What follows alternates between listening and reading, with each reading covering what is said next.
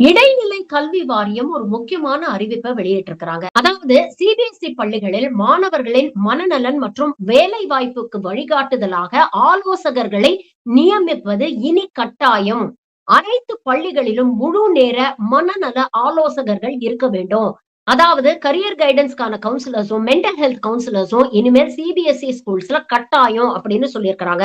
இதை தொடர்ந்து பல காணொளிகள்ல நான் வலியுறுத்திட்டு வந்திருக்கேன். தனியார் பள்ளிகள்ல மட்டும் இல்லங்க.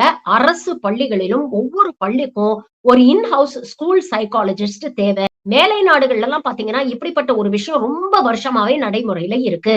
குழந்தைகளுக்கு ஏற்படக்கூடிய உளவியல் சிக்கல்கள், பிஹேவியரல் ப்ராப்ளம்ஸ் இதெல்லாம் ஈஸியா ஆரம்ப கட்டத்திலேயே கண்டறிஞ்சு, அதற்கான தீர்வுகளை கண்டறிய வேண்டும் என்றால், இது போன்ற நபர்கள், அதுவும் குவாலிஃபைடு மென்டல் ஹெல்த் எக்ஸ்பர்ட்ஸ் ஒவ்வொரு பள்ளியும் இருப்பது அவசியம். தமிழ்நாடு அரசும் விரைவில் இது போன்ற ஒரு விஷயத்தை நடைமுறைப்படுத்தணும் அப்படிங்கிறத இந்த காணொளி மூலமாக ஒரு கோரிக்கையாவே வைக்கிறேன்.